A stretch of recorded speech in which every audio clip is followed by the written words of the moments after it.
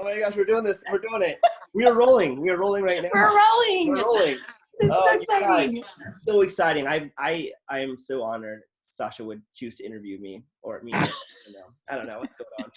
Well, you never know. I might ask you more questions too. That'll be great. But guys, I want to thank Sasha so much. It's actually Sasha, right? Sasha. Mm-hmm. Yeah, kind of crazy. Yeah, it's a fantastic name. But I want to thank Sasha for coming on this fun little video journey that I've been doing with some good dear friends of mine. It's been awesome. And it really has. Thank you for doing this. Oh yeah, of course. Yeah. And real quick, I want to tell people like how we know each other. But but Sasha and I actually met at a TMG party. Now TMG is the name of the acting agency that I belong to in Utah, and so does Sasha. And so we both met at that agency about a little over a year ago, I think, or 2019-ish or something. When I actually think it was like 2 years ago. Yeah, it might have been 2 years ago. It's been 2 years now. That's right. It's crazy. So I met Sasha there, and I just remember her being like just this ball of light and energy, like just like saying hi to everybody, just being so kind to everyone. I'm like, my goodness, like, oh my gosh, is the world really this good? This is insane, you know?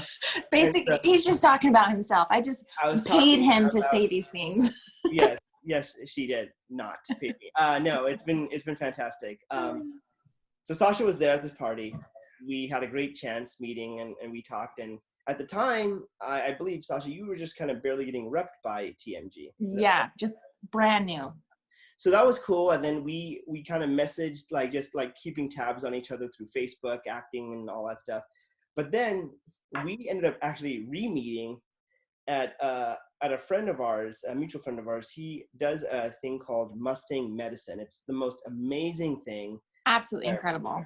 It's such a spiritual deal. But my buddy Hugh Vale does this program called Mustang Medicine, where he trains horses, but he teaches how wild Mustangs. He trains wild Mustangs right in front of you, in a sense, and teaches us that we are all kind of wild Mustangs at heart, and how we can go through the process of being humbled and becoming a warrior. And it's really fantastic. Yes. And anyway, so I was asked to help out with this thing, and Sasha happened to be there. I'm like, no way, this is crazy. And so we reconnected, and then that's when I realized Sasha is actually a very, very, very spiritual person, you know, and you have had like a very cool spiritual journey. And a lot of the reasons why you even became an actress and doing the things that you do and sharing your light with the world is because of the journey that you've been on. So I'm really excited to help people and myself learn more about your journey. You know? But yeah, Sasha, so I guess I would love to hear more about you. Like tell me a little bit more about like your faith, your experiences, and how you got to be where you are right now. Okay. Well, I feel like I've already told you so much, Charan, but for the rest of us, let's talk a little bit about this. I don't know. I grew up here in Utah, and I had one brother and one sister. And then when I was 10, my mom sat me down and told me that I actually had 2 more half sisters, 2 more half brothers, and that my dad wasn't my real dad.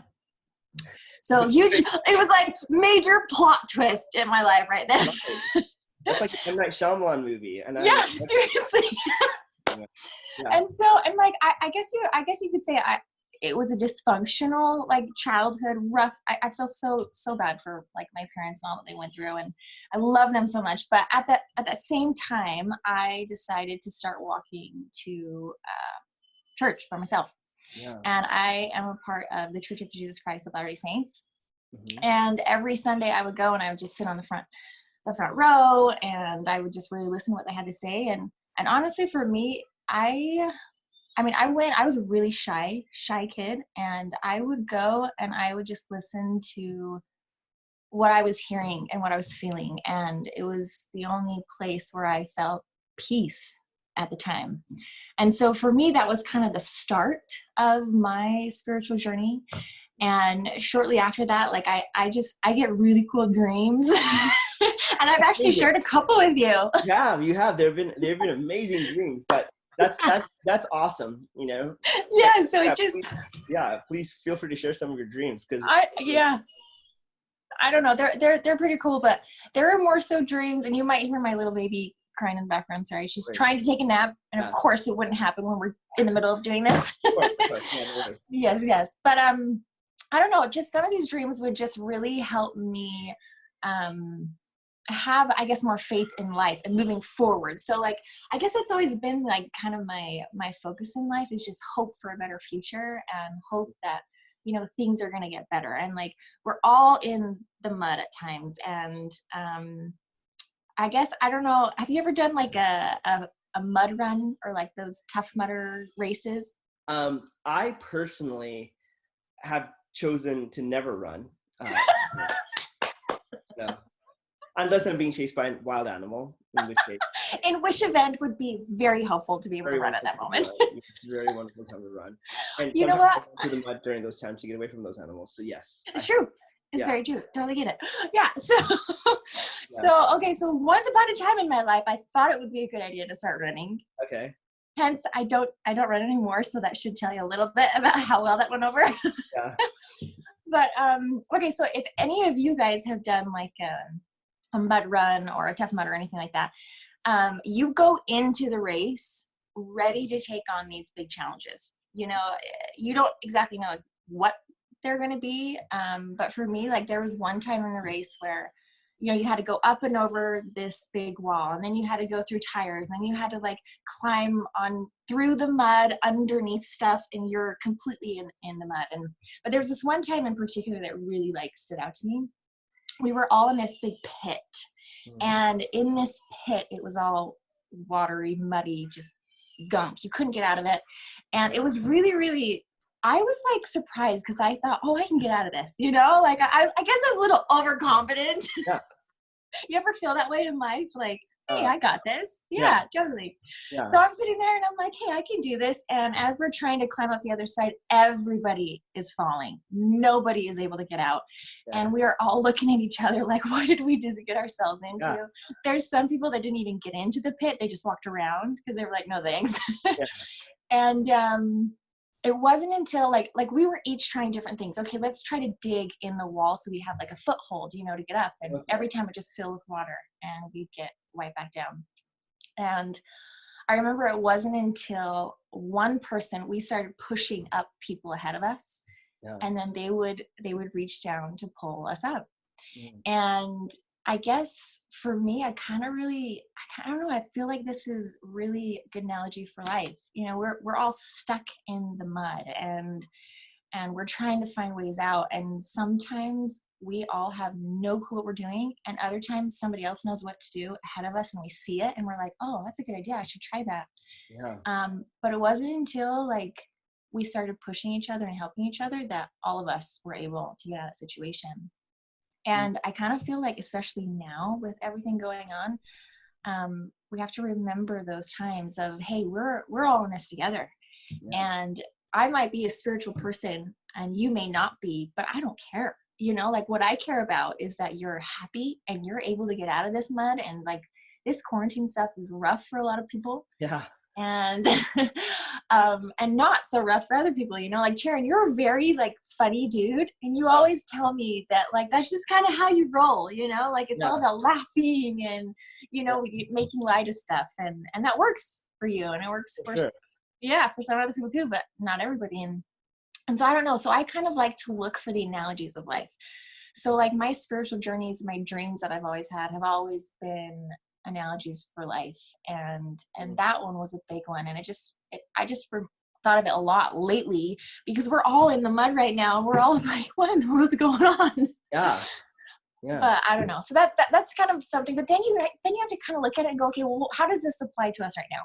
Yeah. So like I guess I kind of look at life like, okay, I want to be here right now. There were times in my life where I didn't, but I want to be here right now, and I know that there's challenges and stuff, but like how am I going to get around it? Am I going to look at it and go, oh, there's a pit, there's a wall, you know what, I'm just going to turn around and walk back, this isn't going to work, you know? Yeah. Or do we look at this as like, hey, this is a challenge and it may be really rough, but I want to see if I can get around this. So I kind of like, I guess maybe I'm in competition with myself, you know? I'm like, can I get through this? Like, can I do this? You know, I don't know. So that's just kind of one way that's kind of helped me through the rough times and rough times. Yeah. Well, I love that, because the thing is like, you know, it's, you take ownership of it, right? And you're like, all right, this is another exciting adventure. Let's see what happens. Let's see what the outcome's going to be. Not so exciting sometimes. Not so exciting sometimes. So back in, oh my gosh, when was this? 2005? Yeah. 2005. It was on my birthday, January 22nd. My buddy got married, and so I had no plans really for my birthday. I was like, I got nothing. I want to go to his wedding reception. Let's do it. So my friend Paige joined me, because we needed to drive, and it's winter time, and we needed to drive to Panguitch, Utah, which is where the reception was. Okay, I know where that is. It's far away. And I was like, oh man, what a way to spend a birthday, you know? And so I'm on the road driving, and the winter, this particular winter was a very interesting winter, and there was a lot of like inversion on the road, or fog on the road, or whatnot. And I could not see, like, it was very, very difficult to see in front of me as I was driving. And so I'm on the freeway, and like the only thing I can really see are the taillights of the guy in front of me, and then the lines on the road. I had no idea. This is a scary place to be. It's kind of a scary place to be, right? Yeah. But here we are going like 70 miles an hour, and I'm like, dude, I can't see a thing. Like, I literally am just trying to pay attention to where the light's going, to kind of follow him, and to look on the road to see if the road's curving a certain way. And that's all I could do. That is all I could do. But then there would be times where I'd get through the fog, and it was like the most beautiful night ever, and the stars were shining, and I could see for miles in every direction, and it was beautiful. Yeah. It was beautiful. Yeah. But sure enough, the fog came back, and then I was back in the fog. And it was like this, back and forth, fog, no fog, fog, no fog, until I finally got to my friend's wedding reception. But I was like thinking, like, wow, like what a interestingly amazing analogy for life, right? Yeah. Because it's kind of like saying, hey, look, there's times when you're going to be able to see for miles. You know your future, you know where you're going to go. You have like these insane insights, and you're like, yep, this is my path. This is where I'm going, and it's going to be awesome. But more often than not, you're really just in the fog, and you're like, I have no idea where I'm going. All I can see are the lines in the road, and I'm just totally those. And there's some people ahead of me. I can see that they're going a certain way, so I'm going to go that way. Yeah. But like, honestly, if you kind of like think of things like that, you realize that life's journey it's very complex, right? And it's full of excitement and full of danger. It's full of, you know, fun times, heartbreak and disappointment, you know. Yeah. And the thing I've learned though is like the truest joy comes from keeping on going, you know, and accepting when the pain is there, you know, accepting when it's a challenge, but then you keep going, you know, and you keep shining through. And I don't know, it's one of the things I love about you when we chat is these deep conversations of how you've been able to get through some of the struggles that you've gone through. So let's kind of talk a little bit about that. Like, you know, you've faced certain struggles and things, and now you're married, and you're kind of in a blended family, if I'm not mistaken, right? Oh yeah. How many kids do you have right now? So we have 5 kids. So I brought 2 boys, he brought 2 girls, and then when we got married, we had 1 little girl. Okay. And so it's a little crazy. Yeah. But I don't know. Everyone. Yeah, go ahead. So we have 13, 10, 9, almost 8, and 2. That's 3. She just turned 3. 3. Fantastic. Yeah. So definitely, you know, it's a very very crowded household, right? Oh yeah, chaos all the time. So how do you keep yourself cheerful during all? Oh gosh. Okay, so you kind of were asking a little bit about. Let me give you a little background. So so like I said, I kind of like grew up going to church by myself. My family and I were completely opposite. you know, they believed in their own stuff and I believed in my stuff, and they always didn't understand why I wouldn't like drink with them or do stuff with them. And it was just because we just saw differently. Right. And, For sure. what's really cool about like all the experiences that I went through, because we could talk about it forever, but you know, like anything you can think of and, that anybody goes through, you know, like think about like depression, anxiety, PTSD, eating disorders, mind issues, let's see, suicidal thoughts, like, abuse, all that stuff. Like I've been through it. Mm. And the crazy thing is now that I'm a mom and I have my kids, it's completely prepared me for them in such a way that I never thought that I needed. Because think about right now, I mean, we all know that this world can be really dark and really scary sometimes, but if you feel like you're a little bit prepared for it, or if you feel like, you know, I can figure this out, then it's a little bit easier to navigate through the days. And so I was married the first time for about 7.5 years. Wow. And then with my husband now, we've only been married for 4. And I feel like we never really got honeymoon phase, because when you get married after you have kids, it's just like you're running. Yeah, you're like, oh my gosh, I'm in the mud and I'm running. This is crazy. Yeah. Totally. Yeah.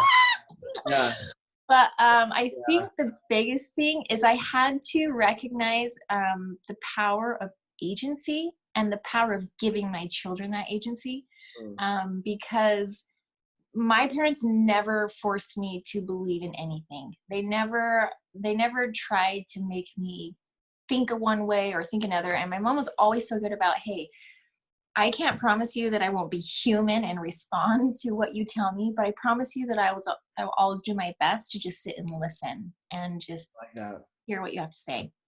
And, you know, through all the hardships, I think, like, especially now, there's a lot of people who really kind of judge themselves, you know, like with all of this stuff with quarantine and everything that's happening. A lot of people will think, well, I shouldn't be happy in a time like this because this is really heavy, or I shouldn't be, you know, or they start to judge other people, like, how could you do this and how could you do that? And you've probably seen this too, but some people are like, you know, some people respond with laughter, some people respond with crying, some people respond with whatever. And I just feel like, I mean, it's the same way that I teach my kids. Like, it's so important for us to really be kind to ourselves. I call it self-compassion, but being able to say to yourself, like, hey, it's okay that I feel this way. It's okay that I'm responding to this in a way that I was shocked to be responding it to, like, just not judging ourselves and like allowing ourselves to really be able to just be in this space and recognize that the way that I respond to it, the way that you, Charan, respond to it, the way that my kids respond to it is so different and unique, and allowing that space to just kind of naturally be there. And I don't know what you feel about that. Like, I don't know if you've seen that going on right now, or kind of what your thoughts are. But yeah, well, it's interesting because I was just thinking, you know, we talk about first responders all the time, right? Yeah. That they are the true heroes. They are doing some really, really amazing stuff right now. Yeah. And we honor them, and we're so grateful for what they're doing, that the doctors and nurses that are putting themselves in the line of danger all the time. Yeah. And then I think, wait a minute, what about our own internal doctor? Like, how are we first responding to ourselves? You know, yes. like, yes. Because the thing is like, are we being heroes to ourselves, or are we kind of pushing ourselves? Because a lot of times, without consciously being aware of it, we define ourselves by our circumstances, you know. And absolutely, whether, you know, you are whether you've been suffering, which would be so unfortunate if you suffer from, you know, COVID or not. You know, people are suffering from social distancing. People are suffering from depression, job loss, you know, and all those things. And it's like, how do you be a first responder to that? How do you be that hero to yourself? Seriously. And what do you do? Because if you're not, I don't know, if you don't check yourself and like just see like how you're really doing, like that depression and that anxiety can take over, and absolutely, you can rule your life, you can rule the life of your kids. And you know, you and I have led different lives in the sense of, like, you know, you're married, you know, you've got a blended family, you've got kids, chaos all the time, and I am like so alone. And I'm just kidding. I'm so happy, but I am single, you know. Could you imagine if I just started crying right there? That would have been amazing. I should have committed. And I would honor that space for you, Charan. We would all be here for you. We'd all be here for me. Yes. While we felt that awkwardness, but we would be honoring that awkwardness together. That would be so awesome. But no, like I haven't gotten married or anything like that. I'm a single guy, but so my circumstances under quarantine are a lot different for sure than those that are homeschooling children and all that stuff. And so I think the beautiful thing is kind of being a first responder to yourself, like honoring yourself where you are, being grateful for where you are, and then and after you do that, and after you've taken care of yourself, to reach out to help other people and to say, okay, how are you doing? And what can you do? One beautiful thing I've seen during quarantine is the compassion that people have been having for each other has been amazing. Yeah, hands down. Yeah. Were you gonna say something about that or anything? Well, I just love how you said that. Like, how are we being a first responder to ourselves? And like, how are we, being a doctor to ourselves, and how are we helping ourselves in this moment? And I just like, you actually reminded me of like a dream that I had. Yes. Do you want me to share it with you? Okay. You really need to. So a lot of us, so you just talked about how like you're single and I'm married, and we're in completely different situations in certain ways, but we are also together in the fact that we're experiencing this quarantine, this thing. We each have like our own emotional trials. We each have our own issues where we feel like we're not enough, or we can't do this or whatever. But kind of like going back to like a spiritual note, my first dream that I had was when I was 12 years old. And I was in this big, huge desert.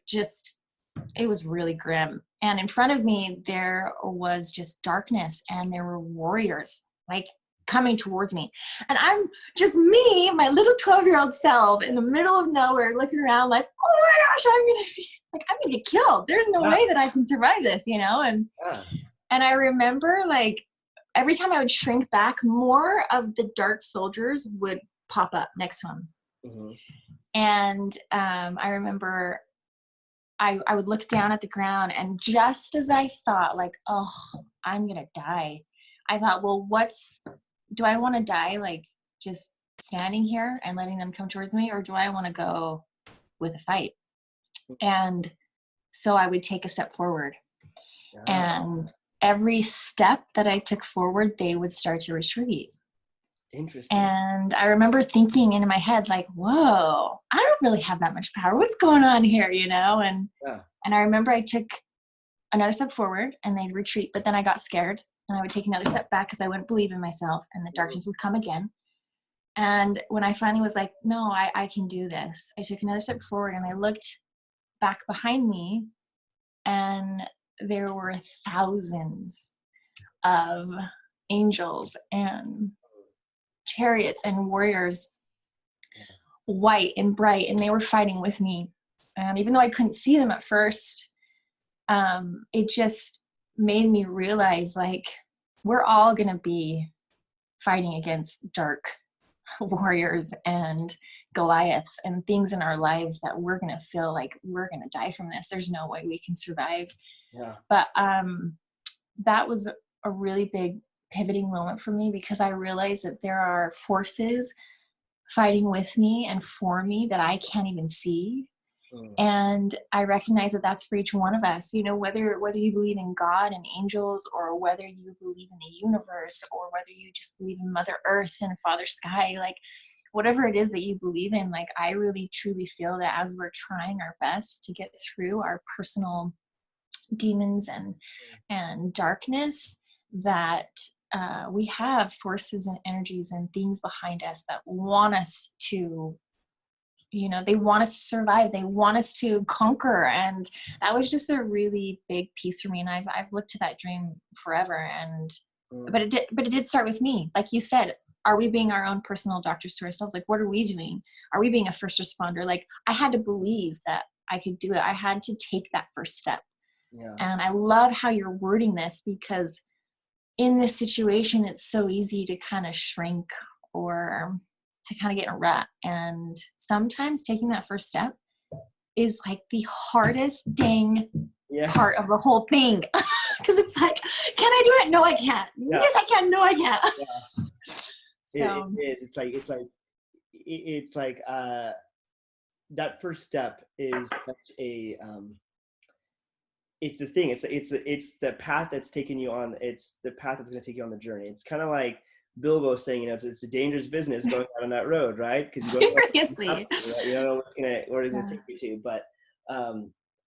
But it's so beautiful when you do, and when you decide to take that step, because you don't know where that path is going to lie. But yes, I know exactly what you mean. Like, there have been so many experiences in my life where I found that if I like stepped forward, and if I just had that faith, that faith in God, for my, for God or for myself or everything like that, and I kept moving forward,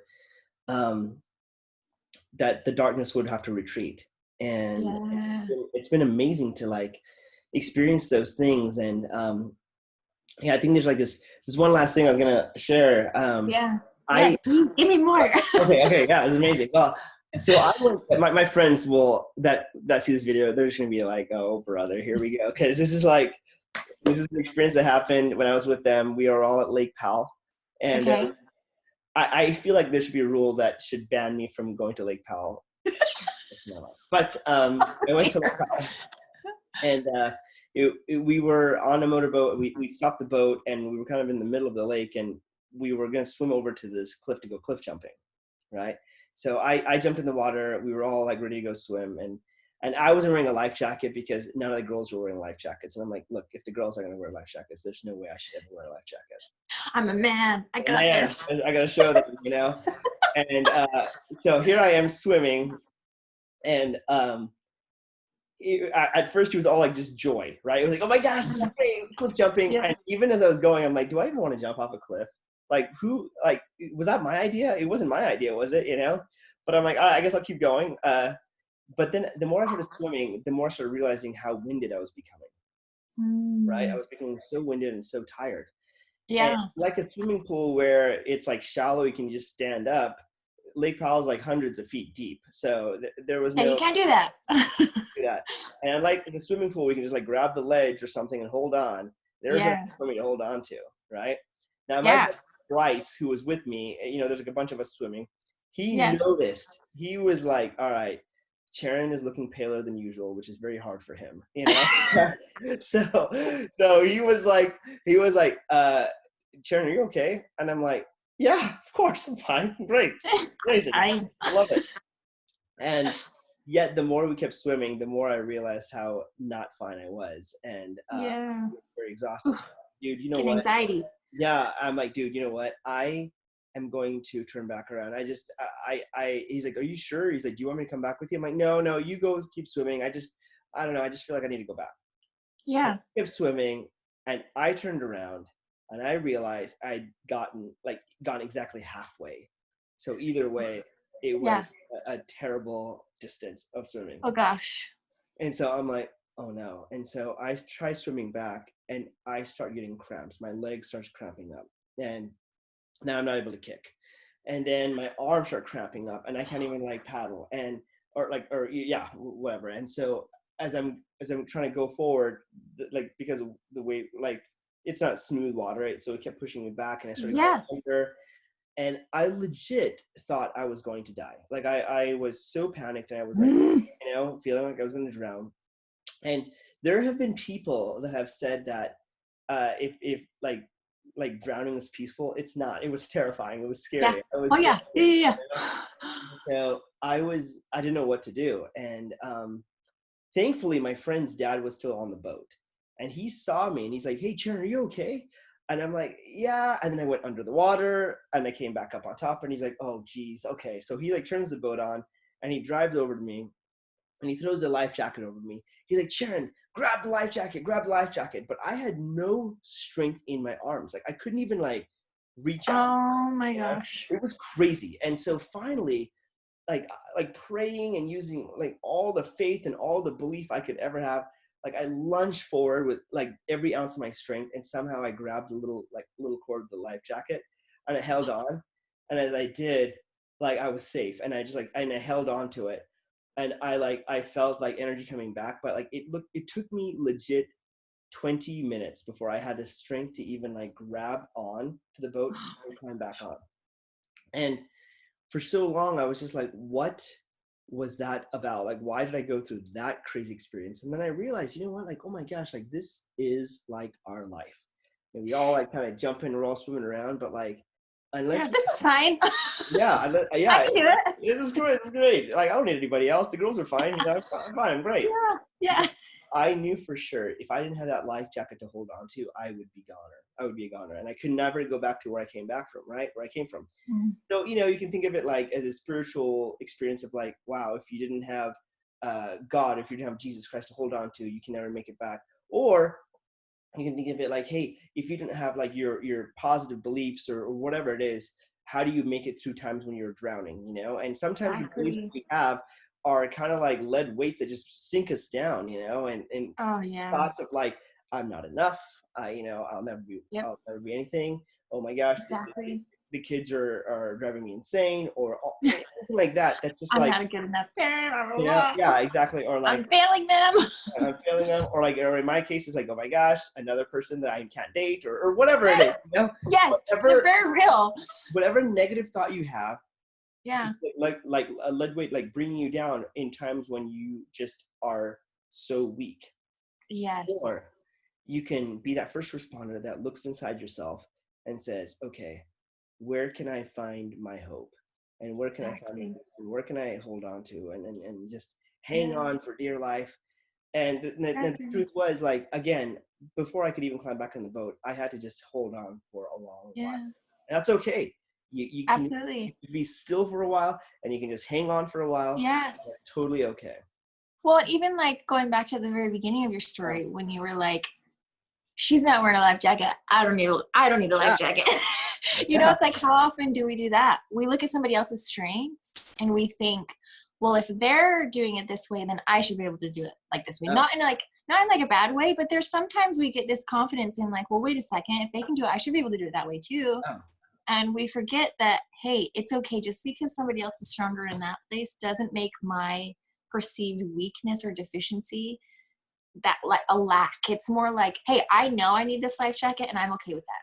Yeah. And as I gain my strength and whatever else, like, yeah, I love what you're saying, because I think that's so important for us. Like sometimes we have to just be okay to just sit still, hanging on. Sometimes we have to be okay to just say, I'm going to need a life jacket here because I'm struggling, you know, or I can't swim well. That's me. I'm terrible at swimming. Well, hey, you know what? I'm so glad you're alive, Charan. I'm alive. I wear life jackets in 2 feet of water. You know, good. So, no, that was a little scary for me to listen to that, though. So I'm glad that you're good. Yeah, this was when I was 17, so I'm still alive and well. So we're okay. Yeah. Good. Well, Sasha, it's so great chatting with you and getting to know you more. And hopefully, like, you know, like people like watching this can get to learn something for themselves about what they need to kind of go through, like this period of their own. But if you would like say one final thought, like one final thing of like this has helped me. This has helped me. What would that be? You know, that's so hard. It's so hard. Because I feel like there's so many different things that I could like talk about, but I think, this is gonna be so hard to say, but hanging on to hope.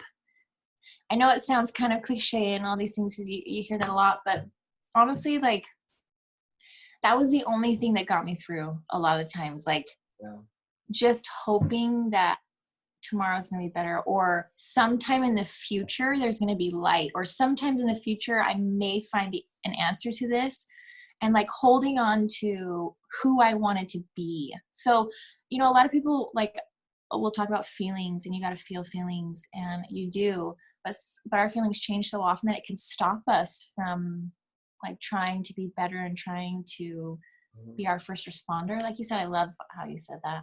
But I think like I don't know, for me personally, it was always just hoping that one day it would all make sense, and hoping and praying that, I may not understand this now, but I know one day I'm going to, whether that's now or the next life, but I'm just going to keep focusing on this forward movement rather than staying stuck. And sometimes you have to be stuck, and that's okay, but just recognizing I'm going to get out of this stuck place soon. Yeah. And so I don't know. What would you say, Charan? What's the one thing for you? I love what you're saying. And I think like one of the big things that I've been, so interestingly enough, like the last couple of days, and I feel like I'm kind of out of this, but I was in a little bit of a funk, and the funk came from a couple of things. I mean, I'm sure being stuck, like didn't help the funk at all, but like, yeah. But, I had felt like a lot of the projects I've been putting my energy towards was like stagnating, or like wasn't really the thing that I wanted it to do. And I'm not even talking about like because of COVID. I'm just saying like it was kind of just getting stuck. Like I wasn't having movement in it. I felt like relationships and dating and things like just weren't going where I wanted to go. And I was also feeling like just kind of like a lack of motivation. Like I felt like this lack of it was weird. It was like I was praying, but I didn't even know what to pray for. That was the weirdest part. It's like I don't even know what I want. Yeah. And it's like I don't know where I'm at. I don't know where I'm at. I don't know what I want. Like I don't even know what to desire right now. And so I was having this weird like funk. And I thankfully talked to some really good people. One of them being my brother, who is like such a wise guru. Awesome. And I talking to all these people, kind of getting out of my head a little bit. I stumbled across this book that my friend recommended to me, and all about real love. And I started learning about like just what the nature of unconditional love is and charity. And I realized like, man, like that really is the key for all of this stuff, because despite like having all these like intentions and stuff coming your way, and like law of attraction and all this type of stuff. Like, change your beliefs. If you don't have just a genuine, unconditional love for yourself, how do you have it for other people? And that I believe is the thing that will accelerate us and help us to grow and be more joyous and whole. Yes. So that's what I've been learning. Like just like ways to develop truly unconditional love for yourself, to like genuinely like look in the mirror, just like stare in the mirror and say, yes, I love the person staring back at me. Yes. That's a hard thing for me. It was a hard thing for a while. So it's been really good. And I think that's a beautiful practice and a beautiful exercise. Yes. And to see, look, this is the perfect time to do it because we're stuck. We don't have this going on, and we have fun. We can't define ourselves by our careers and successes. Yeah. And we never should. Yes. So can we honestly look in the mirror every day or every night and say, hey, I love the person looking back at me. Yes. And thank you. And thank you for providing me with the strength and the body to get through what I already have been through. And absolutely, because if we can't, it does start there. And if we don't know how to truly love ourselves or give ourselves compassion, like I always say, if you talked to someone else the way that you talk to yourself inside your head, would that person still be your friend? Oh, I love that. Yeah, because, a lot of the times we put ourselves down so much and we expect so much. And like you're saying, like we have to be able to find that self-love, not only to survive, but to actually give love to other people in a sense too, and so. To have all of our relationships thrive. Yeah, exactly. One of the things about this book that has been awesome. It's just like, they were saying that real love is like truly caring for another's happiness with no thought to yourself, like no expectations from that person. You just genuinely are like, man, I just want that person to be happy. And it's a beautiful thing. So it is a beautiful thing. And it starts with wanting yourself to be happy too. It just goes around in a circle. It goes out, but this is like the opposite of a vicious circle. This is the circle of love, Yes. So it's amazing. Well, Sasha, gosh, I appreciate you taking the time and chatting. Thank you, Karen. You know, you have a very busy life, and so your time means a lot to me, and the fact that you give it is fantastic. So thank you so much for. Thank you, Sharon, and for connecting all of us, and for your light and love and energy that you bring to the world, because you're just amazing. So You're amazing. love you, friend. Awesome. Love you too. Take care. Okay, bye.